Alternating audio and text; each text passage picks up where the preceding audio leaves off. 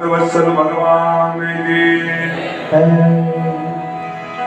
तो आज मां जानकी का बाया अंग फड़कने लगा, बाई आंख फड़कने लगी। हम लोग सोचते हैं जब हमारी आंख फड़कती है तो पूछते हैं भैया कि आंख फड़क रही है तो इसका क्या मतलब, इसका क्या फल होगा। यदि माताओं की बाई आंख फड़के तो समझ लेना कुछ शुभ होगा, कोई शुभ कार्य हमारे जीवन में होगा। यदि पुरुष वर्ग का दाहिना अंग या दाहिनी आंख फड़कने लगे तो कुछ शुभ होगा, लेकिन ज्यादा नहीं फड़कना चाहिए। ज्यादा फड़क गई तो फिर डॉक्टर से जाकर के संपर्क करना चाहिए। ज्यादा फड़कना भी बहुत अच्छी बात नहीं होती है। एक दिन फड़के, 2 दिन फड़के, वो फड़कती ही रहे तो फिर खतरे का इशारा करने लगती है। और भी घर में फड़क रही तो ठीक, और कहीं चौराहे पर फड़क गई तो सोच लीजिए और खतरा। बोलिए भक्तवत्सल भगवान की। तो आज जानकी जी का वाम अंग फड़कने लगा, माई आंख फड़कने लगी। अच्छा, हमारे पहले के जो ऋषि महर्षि थे वो सब लिख गए हैं, लेकिन हम लोग विश्वास बहुत कम करते हैं। एक ने कहा किसी व्यक्ति के बारे में जानना हो तो उसकी 3 चीजें पकड़ लो, 3 चीजें पूछ लो। क्या क्या? कि वो खाता क्या है, उसके मित्र कैसे हैं, और उसके जो कपड़े हैं वो कैसे हैं, वो खाता कैसा है, और वो रहता किसके साथ में है, वो पहनता क्या है। बोले ये 3 चीज पूछ लो कि वो इसके अंदर ये 3 चीज है कि नहीं है, तो वो बता देगा कि वो पुरुष कैसा है।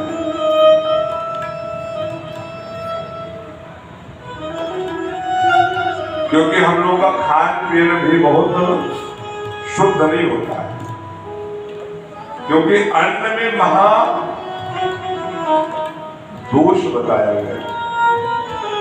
अन्न प्रकट होता है खेती करने से, और जब हम लोग खेती करते हैं उसको जुतवाते हैं हल से चाहे ट्रैक्टर से, किसी से जुतवाते तो जाने कितने कीड़े मकोड़ों की हत्या हो जाती है।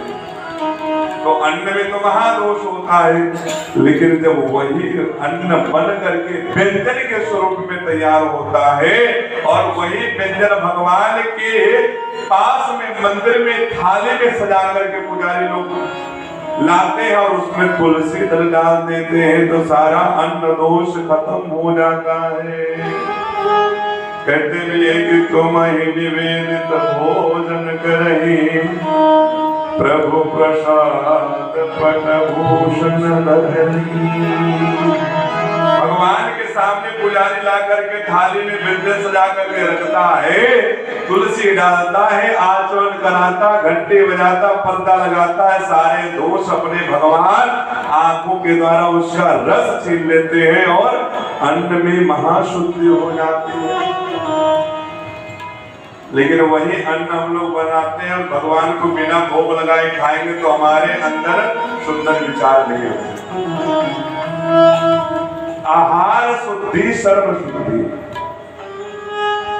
आहार शुद्धौ सर्व शुद्धि। हमारा खान पीन बहुत अच्छा होना चाहिए। कहते भी हैं जैसा खाओ अन्न वैसा होए मन, जैसा पियो पानी वैसी होए वाणी। बहुत लोग कहते हैं कि भैया हमको घर का खाना चलता ही नहीं, तो मंदिर का प्रसाद लेकर के खाओ, मंदिर में ठाकुर जी की सेवा करो, वहां जो प्रसाद प्राप्त हो। लेकिन आजकल हम लोग, पहले के ऋषि महर्षि थे, जो नारद जी थे उनकी जो माँ थी ऋषियों की सेवा करती थी, और उनका जूठा खाती थी, नारद जी भी उनका जूठा खाते थे। तो उनके शीत प्रसाद से उनके अंदर इतनी शक्ति आई, उनके जो दुर्विचार थे वो निकल गए और उनके अंदर सुंदर विचार आए। एक दासी पुत्र नारद जो संतों की शीत प्रसाद खा करके भगवान का भजन करके उसकी मृत्यु हुई, और जब पुनः उनका जन्म मिला तो ब्रह्मा जी के मानस पुत्र बन करके। पहले के जो लोग थे वो संतों का शीत प्रसाद खाते थे, लेकिन आजकल के लोग हैं संतों का तो छोड़ दो, होटलों में जाते हैं तो उसी थाली में जाने कौन कौन के जाति के लोग खाते हैं और उसी थाली में हम लोग जाकर भी खाते हैं। पहले के लोग थे कि घर में खाते थे, बाहर जाते थे, अब बाहर खाते हैं तो घर में आकर के। तो हमारा आहार शुद्ध होना चाहिए, तभी हमारे विचार शुद्ध होंगे। पहले के लोग पढ़ते थे, अच्छा बताइए, जो नौकर से यदि पढ़ेंगे हम लोग, यदि हम लोग नौकर से पढ़ेंगे तो नौकरी तक सीमित है, और धर्माचार्यों से पढ़ेंगे तो जगत गुरु भी बन सकते हैं। नौकर सरकारी नौकर हो चाहे प्राइवेट नौकर, अध्यापक होते, शिक्षक होते हैं, सरकारी की तरफ से उनको ज्वाइनिंग लेटर मिलता है और उसमें वो नौकरी उनको मिलती है तो वो पढ़ाते हैं। लेकिन पहले के जो हमारे ऋषि महर्षि आचार्य गुरु थे, और कोई गुरु ही पढ़ाएगा तभी हम लोग जगत गुरु बनेंगे, कृष्णम बनते जगत गुरु। तो कहने का अभिप्राय बंधुओं, यदि भगवान के प्रति जितनी हमारी आसक्ति होगी उतना ही हमारा भगवान से जल्दी मिलन हो जाएगा। सीता जी कोई बहुत दिनों से नहीं उनको देख रही थी। सीता जी ने प्रथम बार राम जी को पुष्प वाटिका में देखा, उनकी सुंदर सावली सूरत को पुष्प वाटिका में देखा, सौंदर्यता को पुष्प वाटिका में देखा। लेकिन आज सीता जी जब राम जी को देख रही है तो एक हाथ में राम जी के दोना है और दूसरे हाथ से फूल तोड़ रहे हैं, और जब फूल तोड़ रहे हैं तो उनके सर पर पसीना। तो सीता जी मन में सोचती कि जिस इंसान को एक पुष्प तोड़ने में पसीना आ जाए उसके वो धनुष का खाक तोड़े।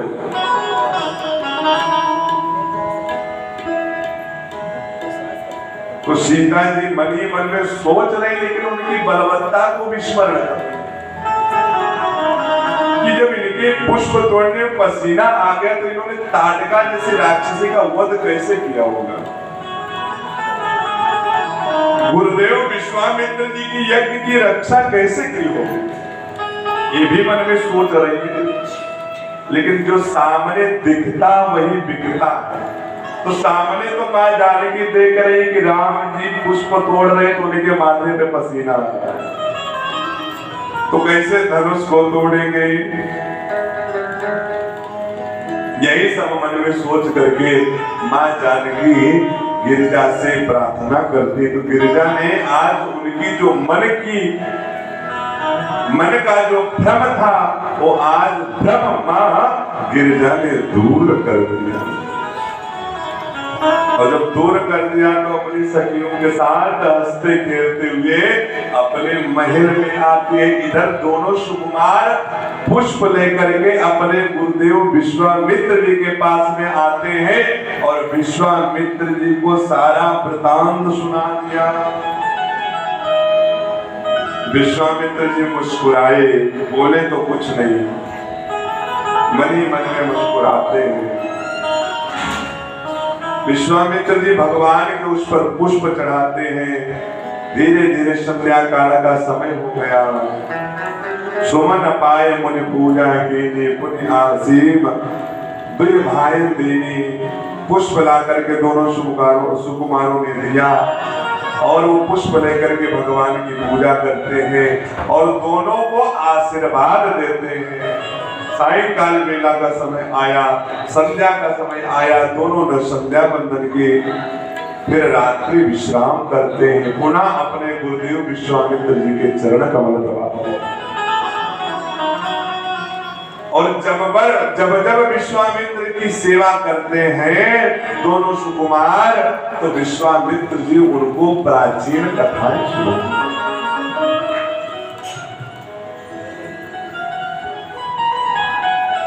उनको कथा सुनाते हैं, प्राचीन कथाएं सुना करके उनके अंदर शस्त्रों का और शास्त्रों का ज्ञान होते हैं। हमने आपसे निवेदन किया था कि गुरु शुश्रूषया विद्या, गुरु की सेवा करने से ही सभी विद्याओं का ज्ञान हो जाएगा। तो आज वशिष्ठ जी के विद्यालय पढ़ने तो गए थे, लेकिन उनको शस्त्रों का ज्ञान नहीं था। शस्त्रों का ज्ञान तो विश्वामित्र जी ने दिया। शास्त्र पढ़ के तो आए, लेकिन शस्त्रों का ज्ञान विश्वामित्र जी ने दिया भगवान को।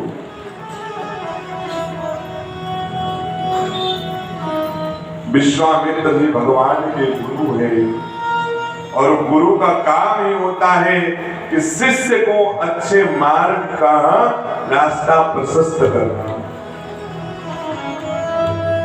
विश्वामित्र जी के साथ दोनों सुकुमार हैं, लेकिन कोई भी बात होती है तब आकर के अपने गुरुदेव विश्वामित्र जी को बताते हैं।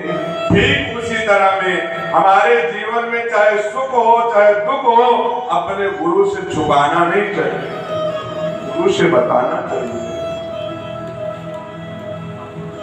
आजकल के लोग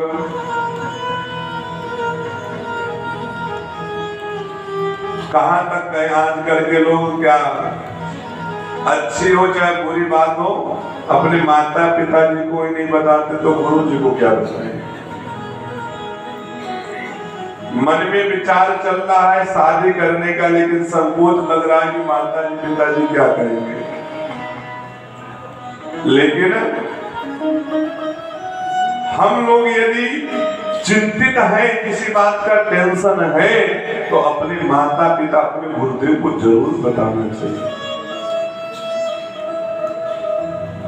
गुरुदेव को बताने से हमारी उस समस्या का समाधान हो जाएगा। लेकिन हम लोग अपने आप को ही सबसे विद्वान समझते हैं, समझदार समझते हैं। हम लोग माता पिता जी के सामने अपने आप को समझदार समझते हैं, लेकिन कितना भी बड़ा बेटा पढ़ लिख करके विद्वान हो जाए, लेकिन माता पिता के सामने वो अज्ञानी ही रहता है। एक बार एक लड़का विदेश से पढ़ के आया, तर्कशास्त्र पढ़ के आया, तर्कशास्त्र पढ़ करके आया, तो उसकी माता जी 2 लड्डू लेकर के आई। 2 लड्डू लेकर के आई तो लड्डू तो नहीं खाया और अपनी माता जी से कहने लगा, माता जी मैं ऐसी विद्या पढ़ के आया हूँ कि मैं इन 2 लड्डू को 3 कर सकता हूँ, 3 सिद्ध कर सकता हूँ। माता जी प्रसन्न हो, क्योंकि माता जी चाहती है कि हमारा पुत्र पढ़े लिखे, उसका नाम स्मृति हो। तो हमारा पुत्र ऐसी कौन सी विद्या पढ़ करके आया है जो 2 लड्डू को 3 सिद्ध कर देगा। तो उसने 1 लड्डू बोला, माता जी ये 2 लड्डू हैं, ठीक है। अच्छा 1 लड्डू उठाया उसने कहा, माता जी अब बताइए, 1 आप लड्डू कितने लेकर के आई थी? बोले 2 लेकर के आई थी। तो बोले 2 और मेरे हाथ में जो 1 है, 2 और 1 कितने हुए? 3। अब माता जी बेचारी फंस गई जंजाल में। माता जी तो एकदम, माता का हृदय तो एकदम कोमल होता है।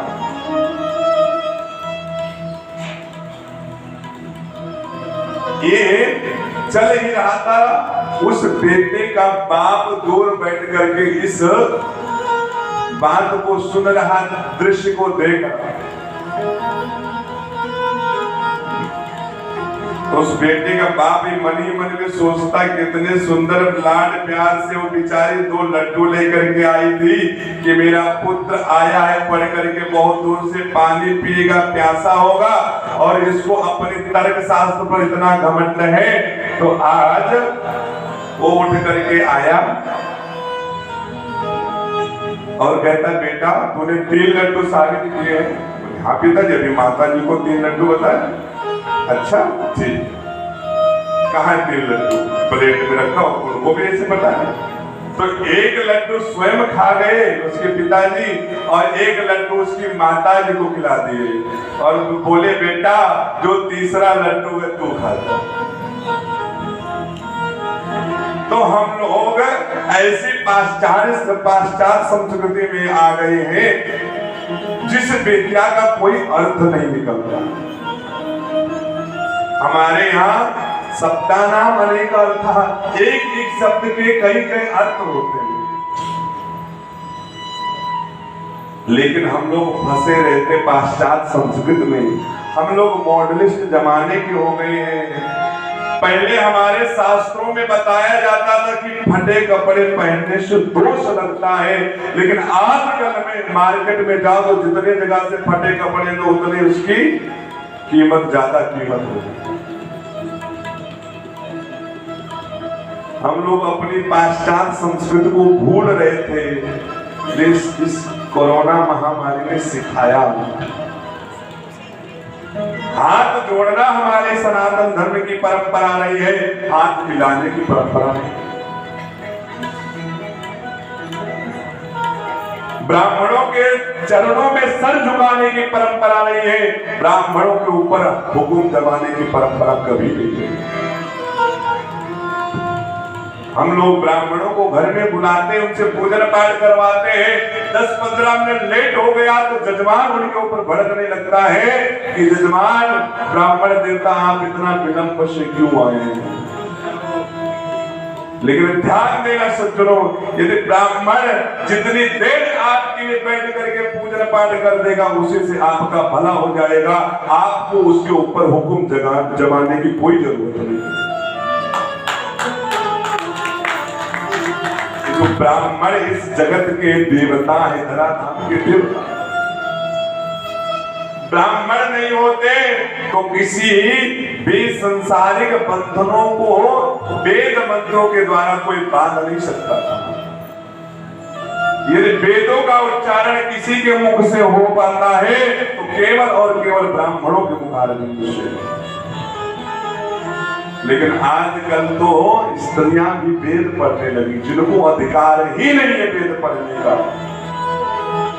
वेद तो केवल ब्राह्मण ही पढ़ सकते हैं, ब्राह्मण वर्ण ही पढ़ सकते हैं, क्योंकि उनका यज्ञोपवीत संस्कार होता है।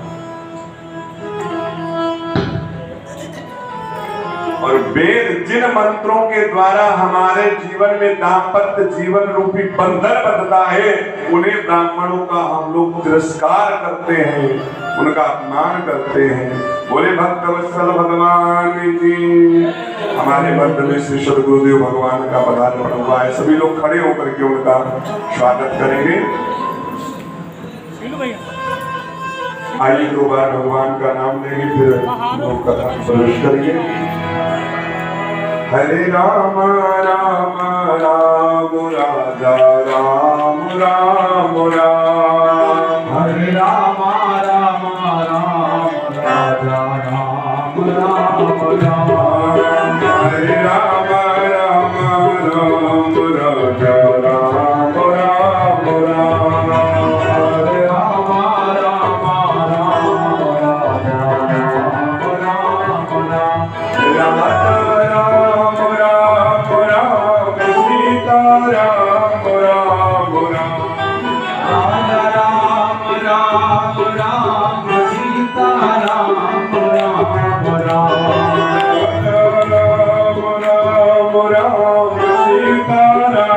राम राजा राम राम राम। सीता राम राम राम। हरे राम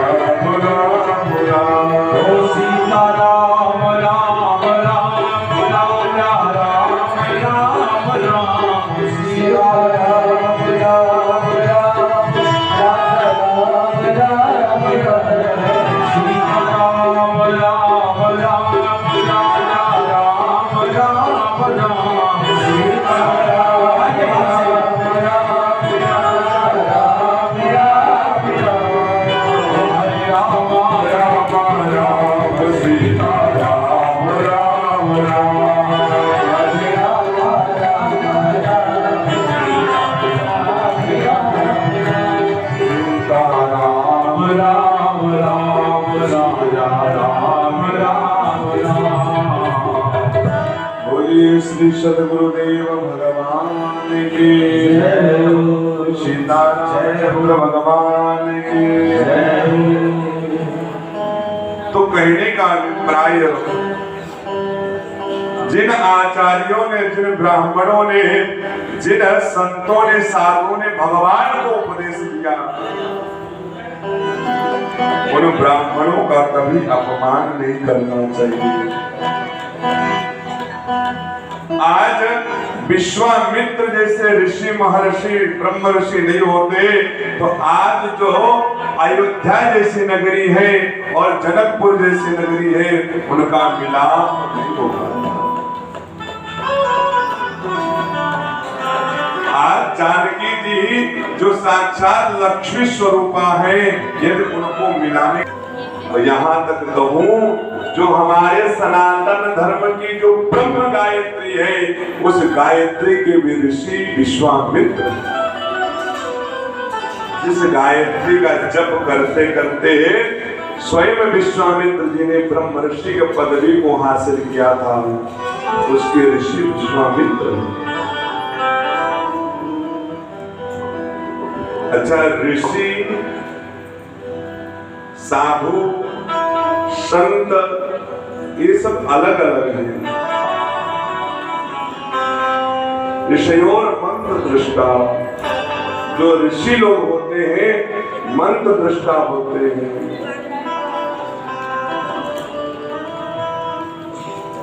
संत होते हैं जो सांसारिक कामनाओं का अंत करके केवल और केवल भगवान के चरणों की अनुराग की एक ही कामना रखते हैं। ऐसे संतों की कृपा से भगवान स्वयं जनकपुर में गए और जनक किशोरी से उनका मिलाप करवाया।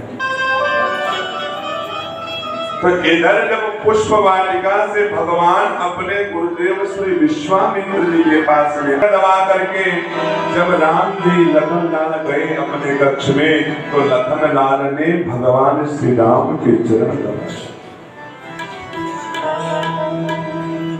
यदि रामचरितमानस में किसी की भगवत्ता, श्रेष्ठता और विशेषतर धर्म का निरूपण किसी ने पालन किया है तो केवल और केवल लक्ष्मण और भरत।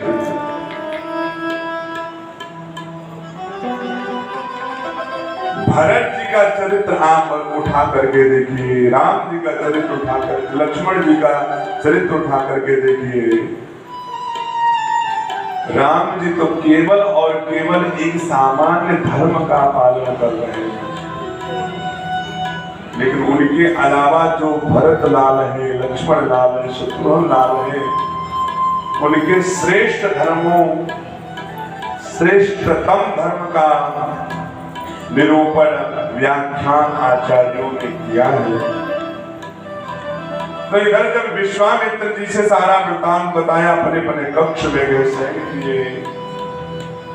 अब पुनः जब प्रातः काल का समय हुआ कि अरुणोदय सकुचे कुमुद उड़गन जो मने, जिन तुम्हार आगमन सुने भय नृपति बलहीन। जिस तरह प्रातः काल बेला हुई, अरुणोदय हुआ, सूर्य की लालिमा छाई, दोनों भाइयों ने पुनः स्नान इत्यादि करके संध्या वंदन किया। अपने गुरु विश्वामित्र जी के समिधा लाना, पुनः पुष्प ला करके देना। अच्छा, हमारे सनातन धर्म में भगवान गीता में उपदेश सबसे पहले सूर्य वंश के जो राजा थे उनको सबसे पहले उपदेश दिया था कर्म योग का। आज तक कभी सूर्य 1 मिनट आगे ना 1 मिनट पीछे उदय हुआ। वो कोहरे के कारण भले ही दिखाई नहीं दिए हो, लेकिन समय से ही उदय होते हैं। हमारे ऋषियों ने, महर्षियों ने पंचांग का निरूपण किया और उसमें सूर्य उदय का, सूर्य अस्त का समय निर्धारित कर दिया। सूर्य का उदय होने से पहले जो व्यक्ति उठ करके सूर्य को जगाता है, जिस तरह सूर्य का प्रकाश सारे अंधकार को नष्ट कर देता, ठीक उसी तरह उस व्यक्ति के ज्ञान का प्रकाश सारे अज्ञान रूपी अंधकार को नष्ट कर देता। एक संत ने कहा कि एक जगह मैं गया था, वहां पर अपने जजमान जी के यहाँ गया था, वहां पर एक बालक था, वो सो रहा था। संत ने कहा कि बालक, अभी तुम सो रहे हो? अरे बेटे, अभी तुम सो रहे हो? जब वो थोड़ी देर बाद उठा तो संत जी से जाकर के, जान तो क्या कहता है? कहता है कि आज मैं जल्दी उठ गया हूं, सूर्य भगवान थोड़ा विलंब से उदय हुए हैं। सूर्य, हम लोग नौकरी करते हैं, थोड़ा आगे पीछे हो जाए तो हमारी सैलरी काट ली जाती है, हमें कोई टेंशन नहीं रहता। लेकिन सूर्य भगवान अपने समय से उदय होते हैं और अपने समय से अस्त होते हैं। तो सूर्य भगवान की लालिमा छाई सारे जंगल के पक्षी अपनी आवाज गुंजायमान करते हुए यत्र तत्र भ्रमण करने के लिए निकल देते हैं। इधर जब संध्या वंदन से निवृत्त हुए, गुरुदेव विश्वामित्र जी भी अपने संध्या वंदन से निवृत्त हुए, तब जनक जी और सतानंद जी के साथ आकर के, पहले तो सतानंद जी को भेजा कि जाओ विश्वामित्र जी के साथ में जो दोनों सुकुमार आए हैं उनसे जाकर के निवेदन करना कि जनक जी ने आपको बुलाने का संदेशा भेजा। तो यहां से अब जो धनुष यज्ञ था, उस यज्ञशाला में प्रवेश करने की कथा।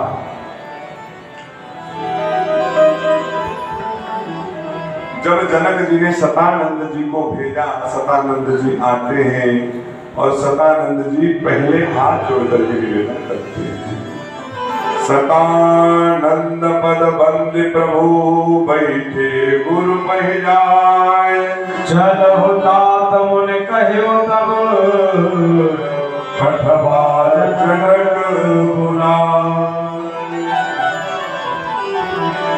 सतानंद की चरणों की वंदना करके प्रभु बैठ जाते हैं। जब सतानंद जी आते हैं उनके पक्ष में,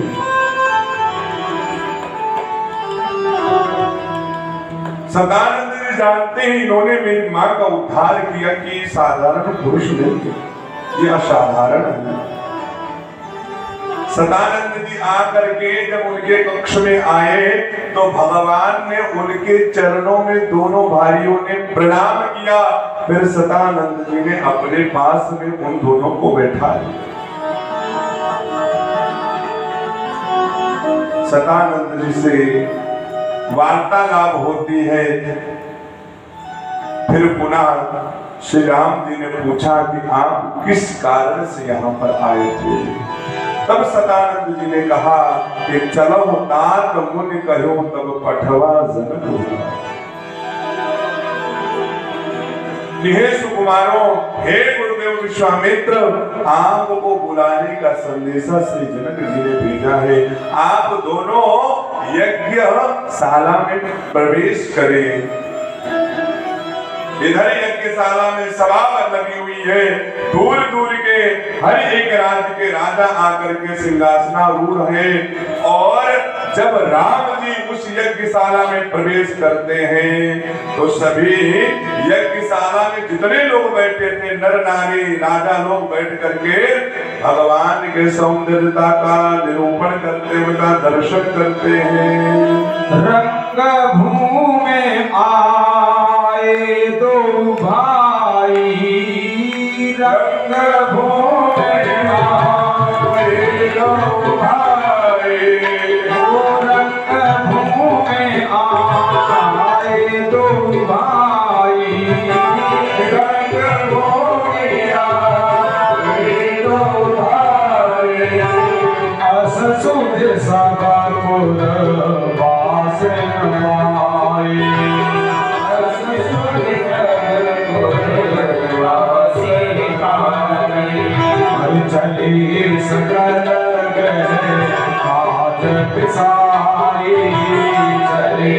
सकल बाल जुबान गर्भ नर नारी बाल जुबान रंग भूमि आए दो आए रंग भूमि आए दो आए रंग भूमि आए दो आए रंग भूमि आए दो आए असुत सर्वपुर वास न पाए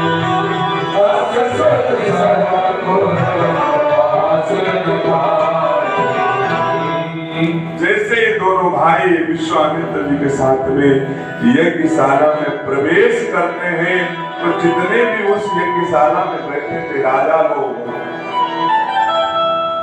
उनको ये शोभायमान हो रहा था कि साक्षात हमारे मध्य में चतुर्भुज रूपधारी भगवान विष्णु का पदार्पण हो रहा है।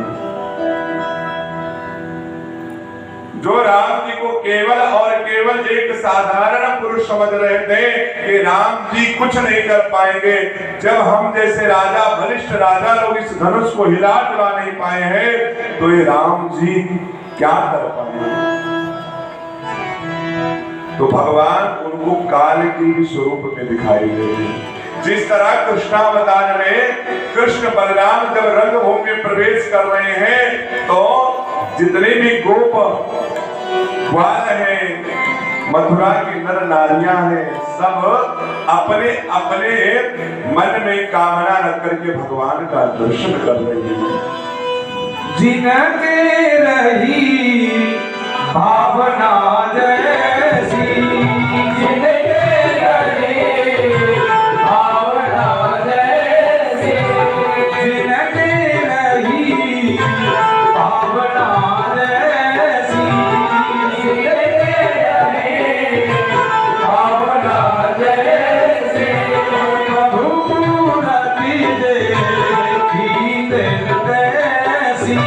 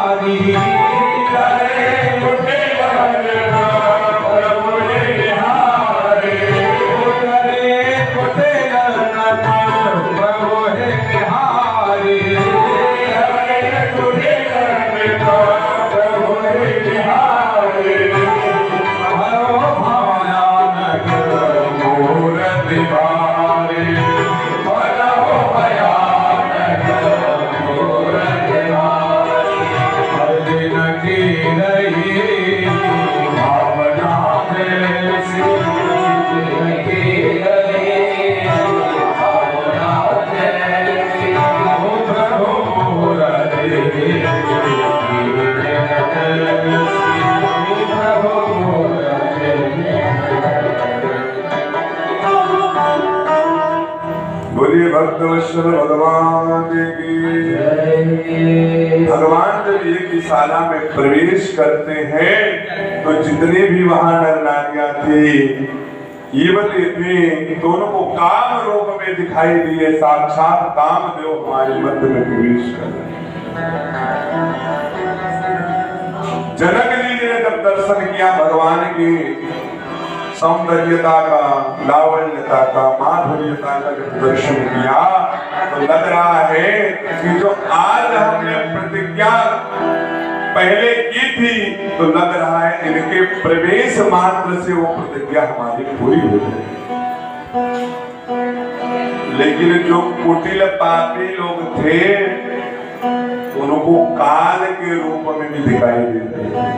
जो कालों के काल है, जिनके सामने कोई साधारण देवी देवता ना टिक सके, ऐसे पापी कुटिल राजा के सामने काल के स्वरूप में शोभायमान। भगवान जब प्रवेश करते हैं यज्ञशाला में, सभी ने उठ करके विश्वामित्र जी का वहां पर स्वागत भी किया। और जब विश्वामित्र जी का स्वागत किया तो विश्वामित्र जी तो आगे बढ़ गए, उनको तो कोई देख भी नहीं रहा था। लेकिन जब दोनों सुकुमार पीछे से जा रहे थे, एक श्याम वर्ण के एक गौर वर्ण के, तो उनको देखते देखते लोग अपना सिंहासन भूल गए। जिसपे वो बैठे थे उस सिंहासन को भूल गए। अब भगवान की इतनी सौंदर्यता स्वभावता गर्दन यज्ञशाला में पहुंचते हैं। वशिष्ठ जी ने सबके, वशिष्ठ जी विश्वामित्र जी के साथ में, और जो जनक जी थे, सभी राजाओं के लिए एक साधारण सिंहासन लगवाया था। लेकिन जब तीनों लोग पहुंचे, दोनों सुकुमार और गुरुदेव विश्वामित्र पहुंचे, तो उनके लिए सुंदर सिंहासन को चयन किया और उस पर विश्वामित्र जी को बिठाया। सिंहासन भगवान के लिए भी लगवाया, लेकिन विश्वामित्र जी तो सिंहासनारूढ़ हो गए, लेकिन भगवान बिना विश्वामित्र जी की आज्ञा से कोई कार्य करते नहीं। विश्वामित्र जी ने उनको आदेश दिया, तब जाकर के दोनों सुकुमार सिंहासन पर गुरु विश्वामित्र को प्रणाम करके फिर बैठते। राजा जनक ने सभी को बैठने के लिए बोला, लेकिन भगवान की झांकी में इतना मनमुग्ध हो गए कि लोग अपना सिंहासन भूल गए, बैठना भूल गए। जो इनको देखता है भगवान का ही हो जाता है। सखेन के नाम वयम आतेना, जब भगवान के नैना जब मिल जाते हैं किसी से, तो भगवान उसको हठात पूर्वक अपनी तरफ खींच लेते हैं। भगवान जब किसी के ऊपर दृष्टि डाल में देते हैं, तो उसकी चित्त वृत्ति भी अपनी तरफ चुरा लेते हैं। भगवान कृष्ण तो रात्रि 12 बजे जन्म लेकर के आए थे, तो वो चोर थे, माखन चोरी लीला करते थे, माखन चुराते थे। लेकिन हमारे राम जी भी चोर हैं। भगवान कृष्ण तो माखन की चोरी करते थे, लेकिन हमारे श्री राम जी ये जिनके ऊपर दृष्टि पड़ जाए तो उनके चित्त और वृत्त को हरण कर लेते थे। और चित्त और वृत्त को हरण करना तो एक चोर का ही काम है।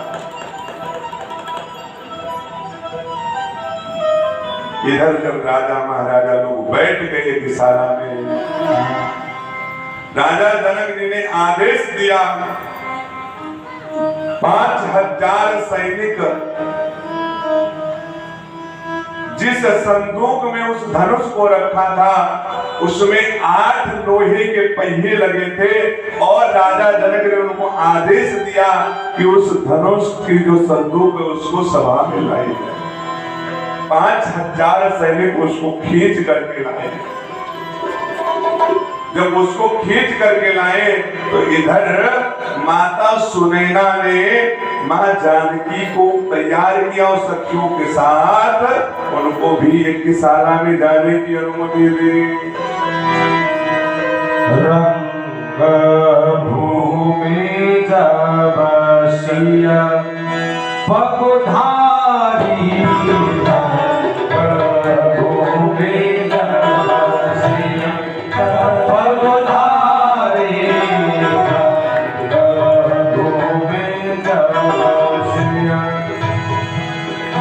रंग भूमि जब सिया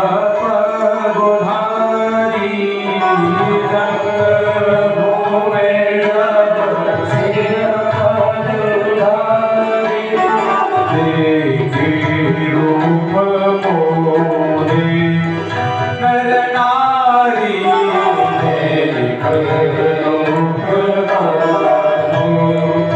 नर नारी भूमि जसिया भवनारी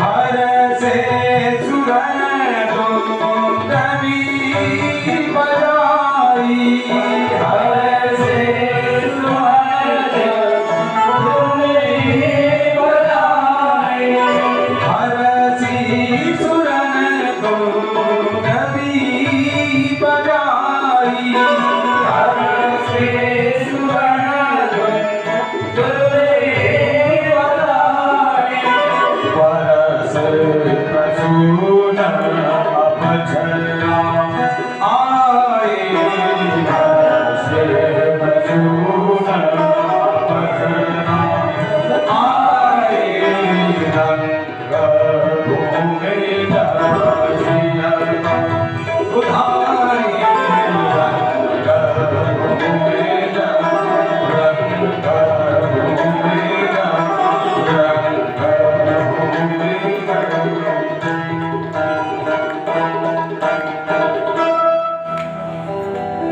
जिस तरह दोनों सुकुमारी रंगभूमि में यज्ञशाला में प्रवेश कर रहे थे, सभी ने जब राम जी के दर्शन किया था और उनकी सुध बुध खो गई थी, ठीक उसी तरह जब सिया जी माँ जानकी माँ सुरेला की आंखों की पुतलिका जब उस यज्ञशाला में प्रवेश करते तो सारे राजा महाराजा मन ही मन में विचार करने लगते हैं, चाहे आज कुछ भी हो जाए मैं इस धनुष को तोड़ करके सीता जी से ब्याह करके ले जाऊंगा। लेकिन वो ये सोई राम रचिता भगवान जो चाहेंगे वही कराएंगे। और जानकी जी साक्षात लक्ष्मी जी का स्वरूप है और भगवान श्री राम श्रीमन नारायण प्रभु का ही स्वरूप है। तो नारायण तो केवल लक्ष्मी की होती है, लोग मत्था पटकते रह जाएं, चाहे सर को फोड़ते रह जाएं, चाहे कि मैं लक्ष्मी को अपनी भार्या बना लूं, यह संभव है। अच्छा, लक्ष्मी को अपनी पुत्री बना लेना, बहन बना लेना, माँ बना लेना, लेकिन जीवन में कभी उसको अपनी पत्नी बनाने के लिए सोचना भी मत। नहीं तो शिशुपाल ने पत्नी बनाने के लिए सोचा ही था, तो जिस डोली में रुक्मणी जी को ले जाने के लिए आया था और रोता रोता स्वयं उसी डोली में गया था। तो इसलिए यदि जिस दिन लक्ष्मी जी को अपनी पत्नी बनाओगे तो उस दिन रोना पड़ेगा। लेकिन आजकल हम लोग लक्ष्मी जी के ऊपर ही अपने को पति मानते हैं।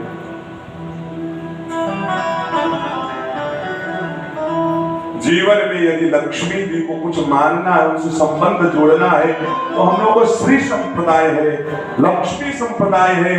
अगर जुड़ेंगे तो उससे शरणागति होगी और शरणागति जिस गुरु के माध्यम से होगी वही श्री संप्रदाय में, वही श्री जी हमको नारायण के चरणों की भक्ति प्रदान करते।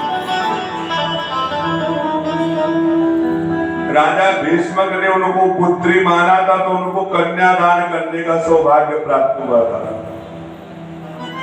और वहीं पर शिशुपाल भी उनको बहन या मां मान लेता तो उसका भी उद्धार हो जाता, उसको रोना नहीं पड़ता।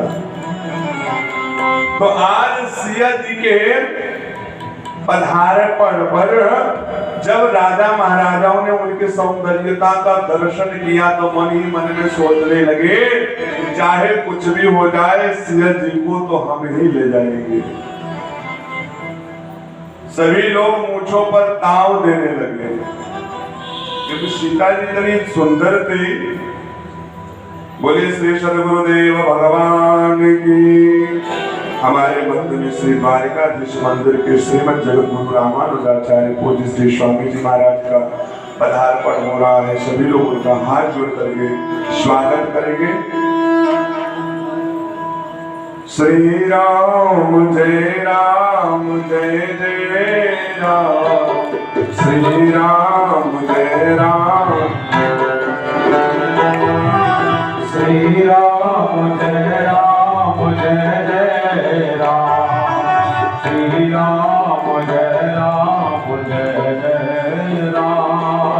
श्री राम जय राम,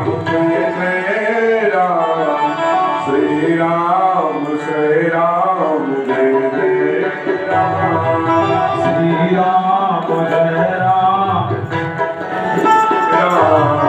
श्री राम जय राम जय जय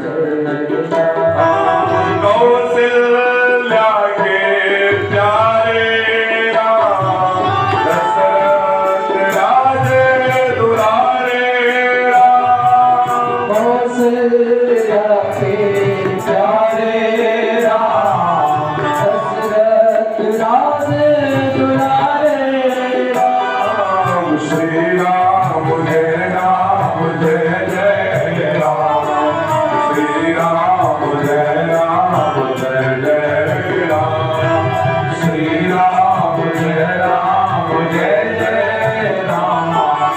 श्री राम जय बोलिए श्री सद्गुरुदेव भगवान की। तो आज सिया जी के उस सौंदर्यता का दर्शन करके सभी राजा मनमुग्ध हो जाते हैं।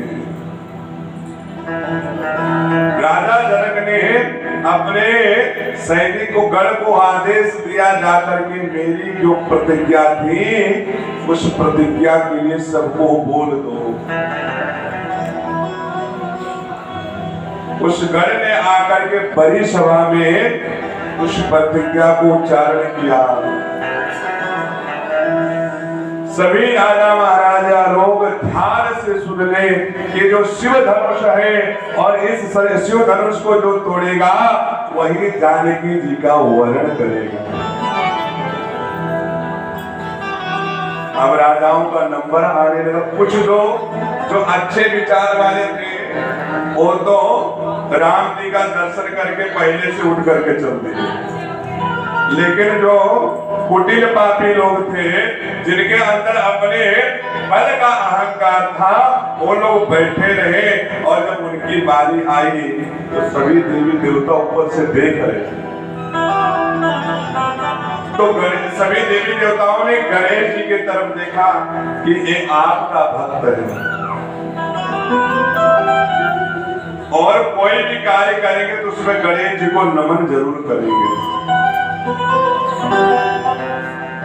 तो जब वो राजा उठे तो अपनी कमर को कसा तो देवताओं ने कहा शायद उठा है तो गणेश जी को प्रणाम करेगा, लेकिन उठा तो प्रणाम नहीं किया।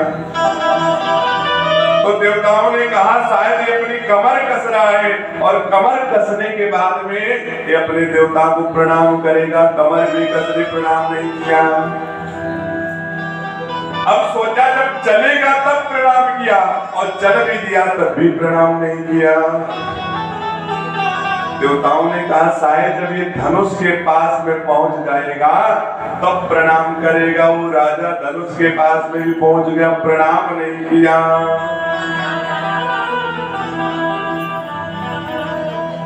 और जब धनुष के पास पहुंच गया प्रणाम नहीं किया तो गणेश जी का सिर नीचे लटक गया। अच्छा, हम लोग कोई भी कार्य करें तो उसमें अपने इष्ट देवी देवताओं का जरूर स्मरण करना चाहिए। तो राजा बारी बारी गए लेकिन किसी ने अपने इष्ट देवता को प्रणाम नहीं किया।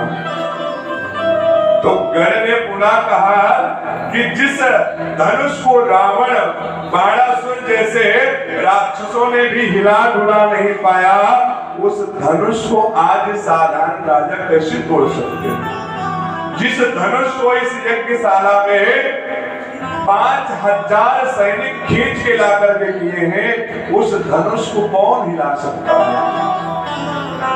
नृणां शतानि पंचाशत् ध्यायतानां महात्मनां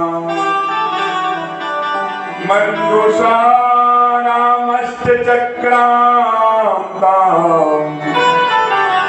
समूहस्ते कथंचन। एक सैनिक कहता कि सर वाल्मीकि रामायण के माध्यम से उनके शब्दावली में श्रवण करें तो एक गण कहता है कि इस संदूक को एक नहीं दो नहीं पूरे 5-5 हजार सैनिकों ने लाकर के खींच करके किया है। उस संदूक पे जो रखा धनुष है उसको साधारणतया जो राजा वो हिला भी नहीं सकता। यहाँ तक क्या कहे कि एक राजा आए लेकिन उस धनुष को नहीं हटा सके तो एक बार में 10,000 राजा आए। बाबा जी की शब्दावली में सुने तो भूप सहसा 10 एक ही बार, भूप सहसा 10 एक ही बार, लगे उठावन करे नगारा, लगे उठावन करे नगारा, जगई न समूह सरासन कैसे, जगई न समूह सरासन कैसे, कामी वचन सती मनो जैसे, कामी वचन सती मनो जैसे, हो जगई न समूह सरासन कैसे, जगई न समूह सरासन कैसे, जगई न समूह सरासन कैसे, जगई न समूह सरासन कैसे, कामी वचन सती मनु जैसे, कामी वचन सती मनु जैसे, भूप सहसा 10 एक ही बार, भूप सहसा 10 एक ही बार, लगे उठावन करे नगारा, लगे उठावन करे नगारा।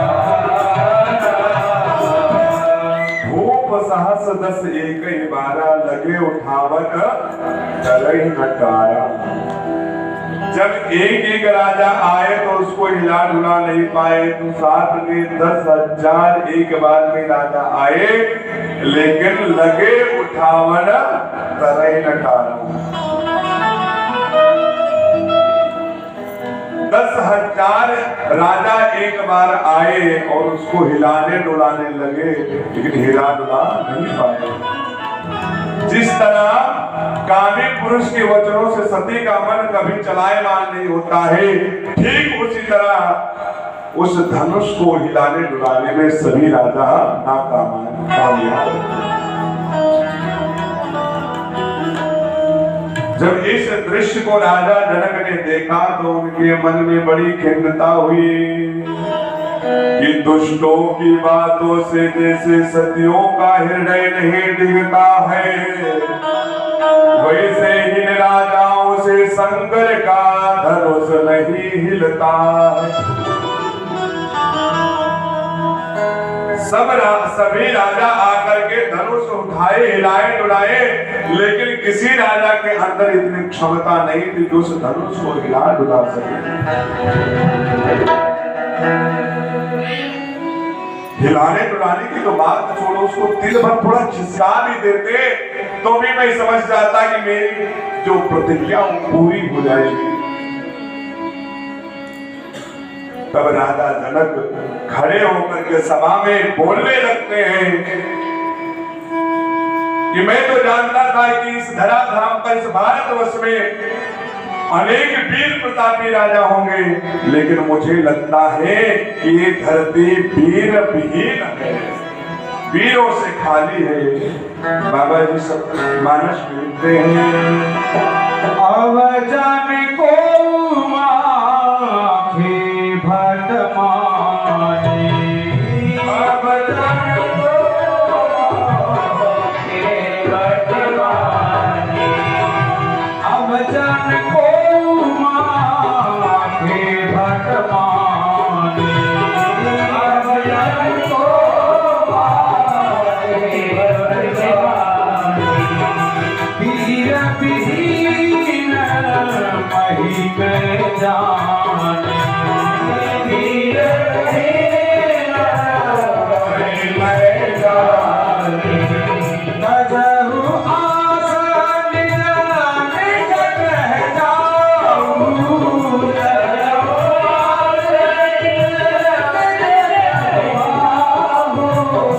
तजहु आसन निज कह जाऊं, तजहु आसन निज कह जाऊं, लिखा न भेदे मैं देह विवाह, लिखा न भेदे मैं देह विवाह, लिखा न भेदे मैं देह विवाह।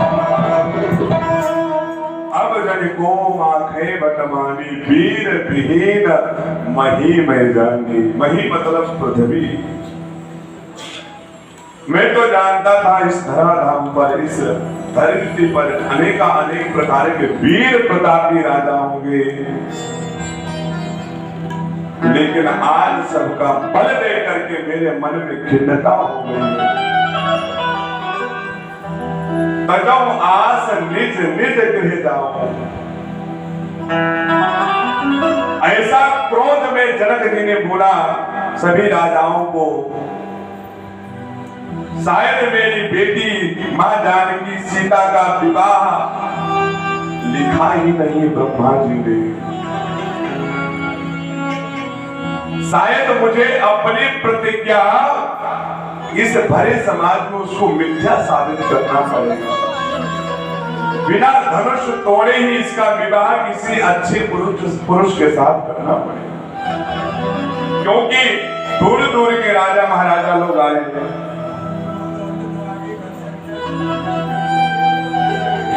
बोले भक्तवत्सल भगवान की। सभी लोग थोड़ा आगे आगे आ जाएंगे। सभी माताओं से बहनों से निवेदन है, थोड़ा आगे आगे आ जाएंगे।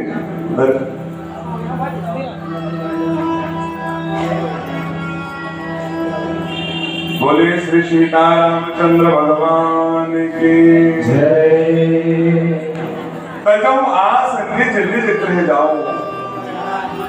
सभी राजाओं को क्रोध भरे शब्दों से बोला है कि इस सिंहासन को छोड़ करके अपने अपने घर,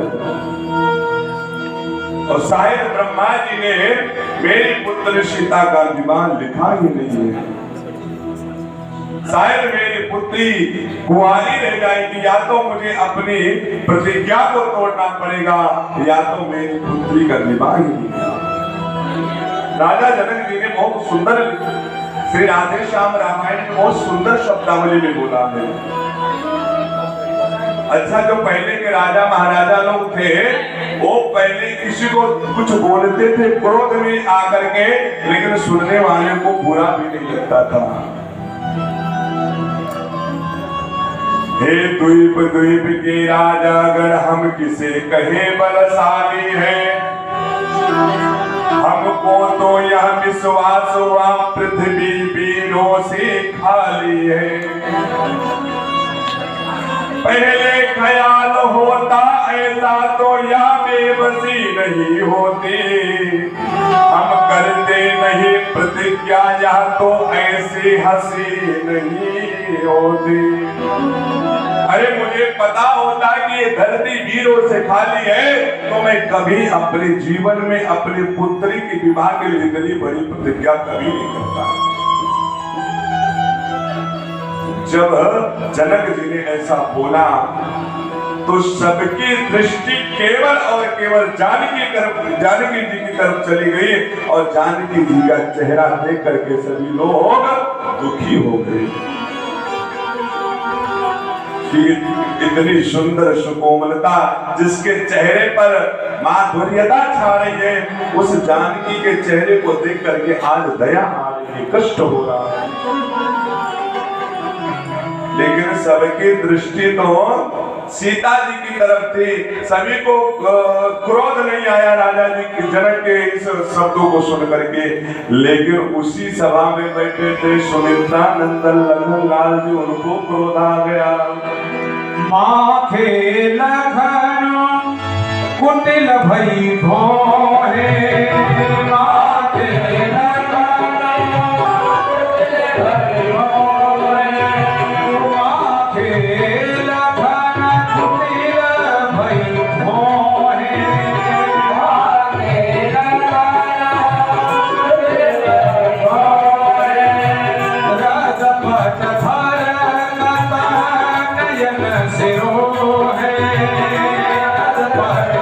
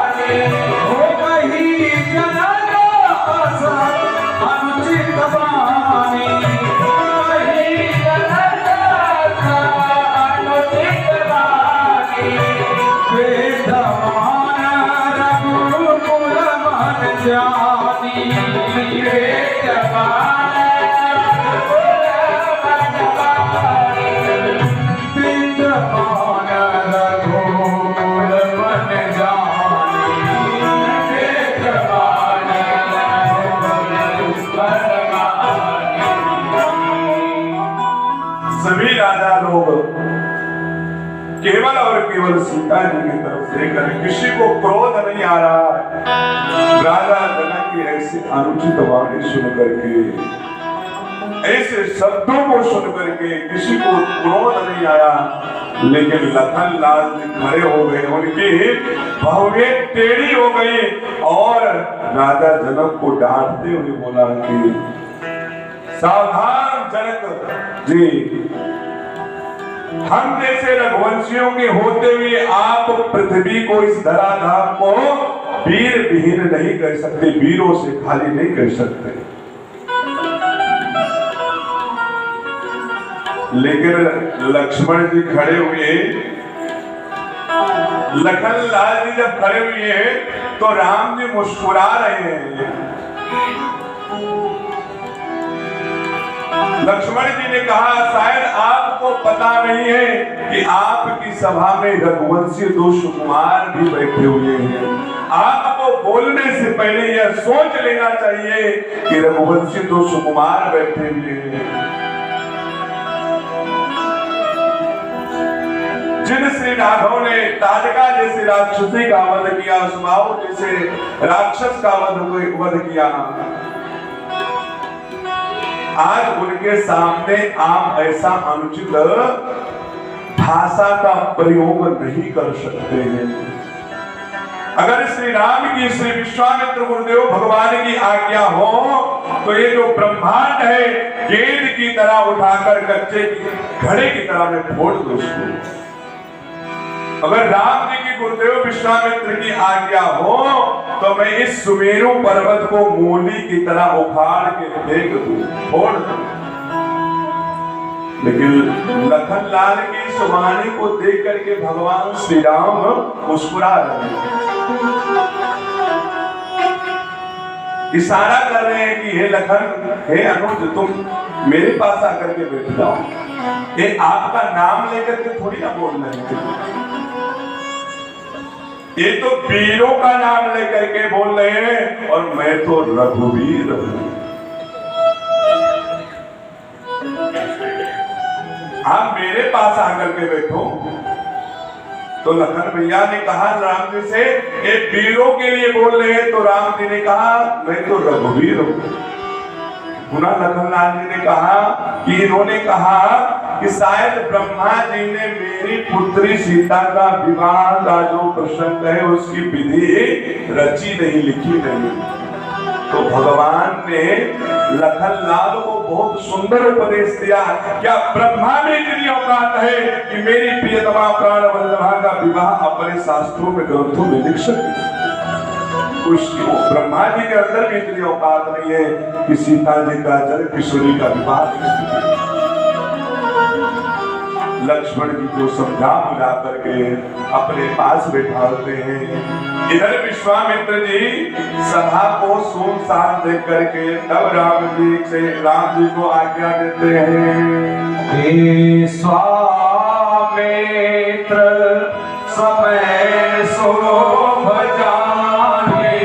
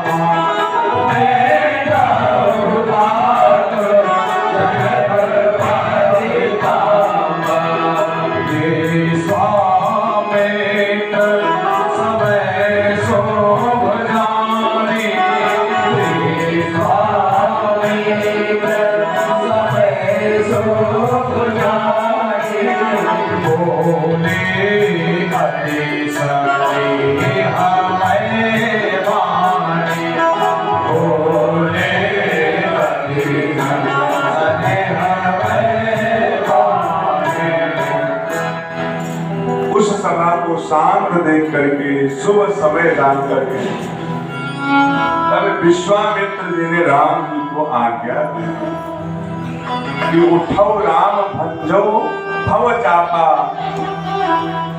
मतलब धनुष तोड़ने के लिए नहीं, जो राजा जनक के मन में परिताप रूपी कष्ट है उसको दूर करने के लिए।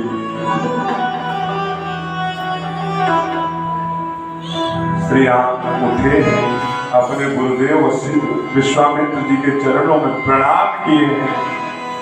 अच्छा एक बात और कहूं, जिस तरह अन्य राजा उठ करके जाते थे जल्दी जल्दी में और धनुष को हिलाते डुलाते थे, उस तरह राम जी हमारे नहीं है। राम जी ने गुरुदेव विश्वामित्र के चरणों में प्रणाम किया और उठ करके जैसा एक मतवाला मदमस्त हाथी अपने मस्ती में चलता है, ठीक उसी तरह भगवान चल रहे हैं।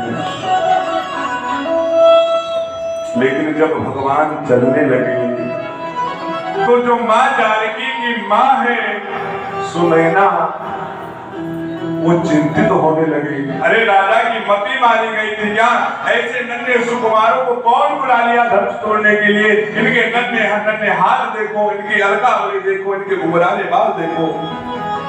जहां पर ऐसे राजा प्रतापी लोग धनुष को हिला डुला नहीं। लेकिन राम जी अपनी मतवाली चाल में चल रहे। सुनैना मां चिंतित है, और जब श्री राम जी चले तो सबकी दृष्टि श्री राम जी की तरफ हो गई। श्री राम को देखने लगे, इधर मां जानकी चिंतित होने लगी। आज मां जानकी ने मन ही मन में सोचा, हे गणेश जी महाराज, मैंने अब तक जितनी आपकी पूजा की है उसका फल एक ही दीजिए, जितना भारी धनुष है हल्का हो जाए, हो हल्का हो जाए। हे भूत भावन भोलेनाथ, मैंने आपके लिए पूजा की है, आप भी यही फल दीजिए कि धनुष जितना है हल्का हो जाए, क्योंकि ये आपका ही धनुष है। तो मन ही मन में वार्तालाप भी हो रही है। भूत भावन भोलेनाथ जी कहते हैं, क्या करूं पुत्री, 50 किलो का कर दूं? जानकी जी ने कहा, जिसको 2 फूल तोड़ने में पसीना आ जाए वो 50 किलो का उठा सकता है क्या? हो हरू और हल्के हो जाओ। अरे मां जानकी, 25 किलो का हो जाओ। जानकी जी ने कहा, मुझे संतुष्टि नहीं मिल रही का ये 25 किलो का भी उठा सकता, और हल्का हो जाऊं, 10 किलो का हो जाऊं।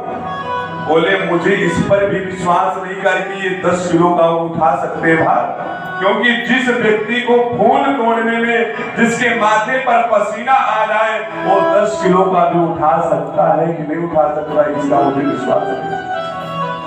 हो हरू और हल्के हो जाओ। सीता जी ने कहा, और हल्के हो जाओ। बोले 50 ग्राम का हो जाओ। बोले, मुझे 50 ग्राम पर भी विश्वास नहीं है। आप ऐसा करें कि जब उस आप को स्पर्श कर उठाए तो आप ऐसे हो जाओ कि पुष्प के बराबर हो। सीता जी मन ही मन में चिंतित है, और उनसे रहा नहीं गया तो उनके आंखों से एक अश्रु बिंदु की धारा निकला है। राम जी चल रहे हैं। राम जी ने दृष्टि उठा करके देखी कि मेरी प्रियतमा जानकी की आंखों में आंसू आ रहे हैं, और कहीं मैं और ज्यादा विलंब कर दूंगा तो मेरी प्रियतमा जानकी कहीं मेरे चक्कर में अपने प्राणों का त्याग।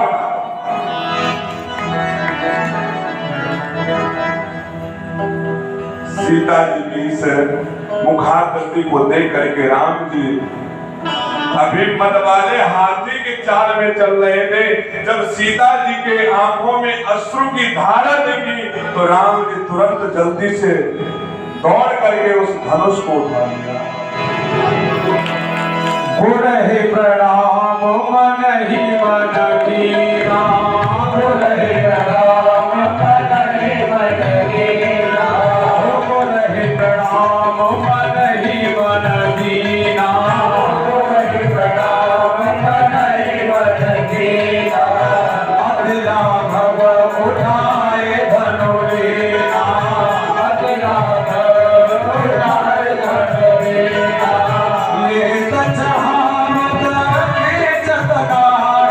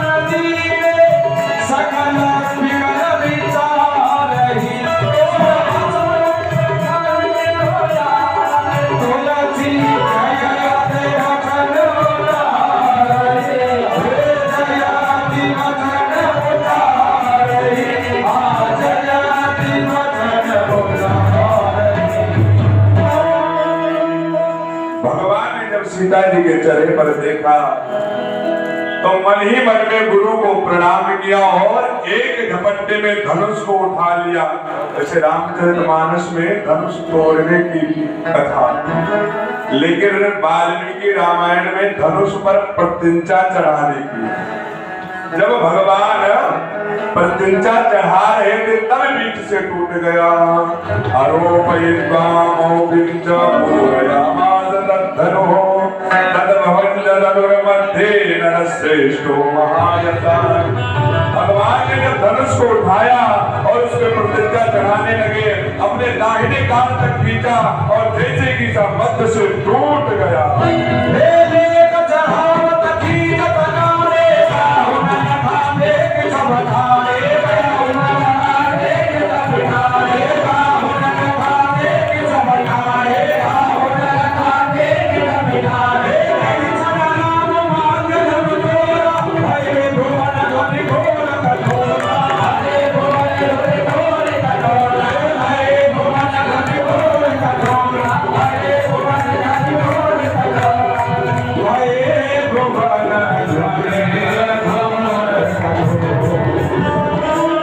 जैसे ही धनुष टूटा उसकी आवाज त्रैलोक्य में छा गई।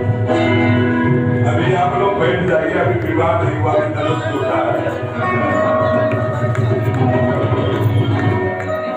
उसकी ध्वनि त्रैलोक्य में छा गई, गुंजायमान हो गई। तस्य शब्दो महानासे निर्बाधः समनिश्वरः भूमिकंपश्च सुमहान् पर्वतस्यैव देयता। अच्छा, इधर जब धनुष टूटने जा रहा था, राम ने धनुष तोड़ने जा रहे थे, तो लखन लाल ने अंगूठे से पृथ्वी को दबा रखा। जब भगवान धनुष तोड़ेंगे तो कहीं धरती डगमगाने न लगे। जैसे धनुष तोड़ा, भूमि पर आवाज आई, भूमि पर कंपायमान हुआ, उसकी आवाज त्रैलोक्य में जाकर हो गई।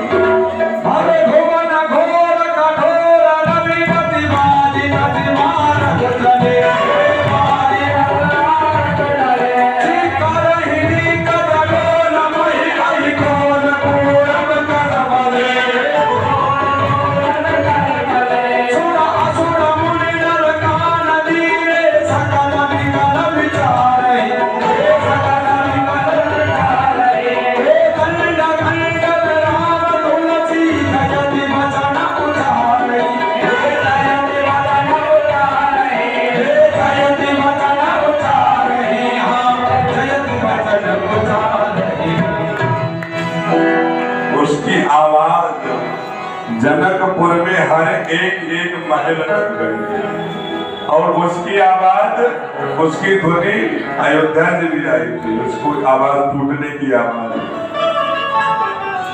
अच्छा, अयोध्या में आई थी कि नहीं आई थी? आई थी। अब उस समय आई होगी कि नहीं आई कि नहीं पता, लेकिन इस समय तो जरूर आई है। तो धनुष टूटा, सभी राजा लोग जो थे वो चले गए अपने अपने बिजनेस को, लेकिन किसी ने धनुष से पूछा, क्योंकि आज जब राम जी ने धनुष तोड़ा तो सबके चेहरे पर मुस्कुराहट छाई थी, खुशी का ठिकाना नहीं था। क्योंकि जो वर्षों से प्रतिज्ञा राजा जनक की थी, आज वो प्रतिज्ञा राम जी ने पूरी कर दी। और जब प्रतिज्ञा पूरी कर दी तो धनुष, सब लोग खुशी का उत्सव मना रहे थे, लेकिन धनुष भी खुश था, वो भी खुश था, वो भी खुशी ही मना रहा था। तो किसी ने धनुष से पूछा, ये बताओ, तुम तो टूट गए, तुमको तो दुखी होना चाहिए। तो आज धनुष ने कहा कि मेरे टूटने से दो लोग मिल रहे हैं, इसका मुझे खुशी का ठिकाना नहीं है। अच्छा, दो लोग ही नहीं, मैं टूटा हूं, बीच से दो खंड हुए हैं। तो तो एक तो श्री जी के चरणों की तरफ मेरा खंड पड़ा है, एक तो श्री राम जी के चरणों की खंड पड़ा है। तो कहने का अभिप्राय है भक्तों, आचार्यों ने कहा जब धनुष से पूछा तो धनुष ने कहा कि जब राम जी छोटे थे तो कौशल्या मैया इसी तरह तिनकी को दो भाग करके उसके ऊपर से उतार के फेंक देती थी। तो आज जानकी जी हमारी इतनी सुंदर है, आज मैंने धनुष को तिनके को समझ करके उनके ऊपर दिखा करके तोड़ दिया कि मेरी जानकी जी को नजर ना लगे।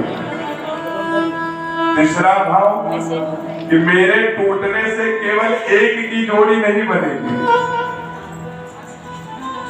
श्री राम जी को जानकी जी मिलेगी, लखन लाल को उर्मिला मिलेगी, भरत जी को मांडवी जी मिलेंगे और शत्रुघ्न लाल को सुध कीर्ति जी मिलेंगे।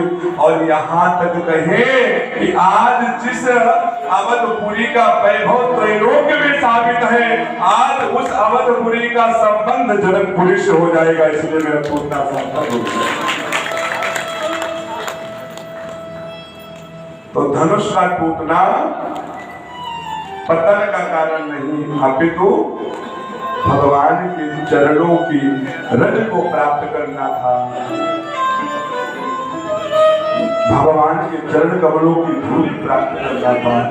धनुष टूटा और इधर सभी सखियां जानकी जी से प्रार्थना करने लगी और जानकी जी के हाथ में जयमाला दिया और जानकी जी जयमाला लेकर के चलने लगी।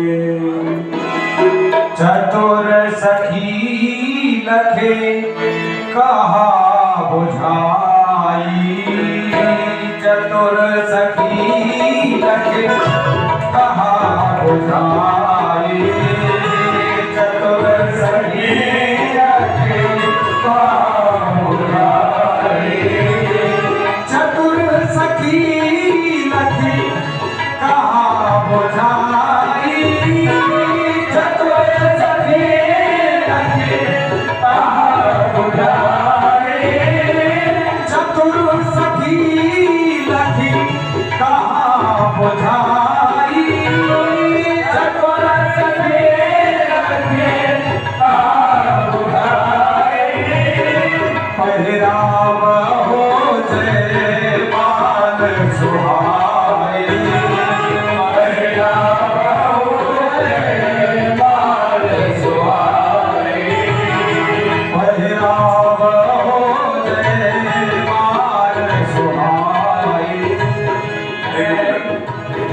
आपने कल 25 साल पूरे हो गए थे, कल एक दूसरे को देखा था, तो आइए आप एक दूसरे को वरमाला पहनाइए। स्वामी जी का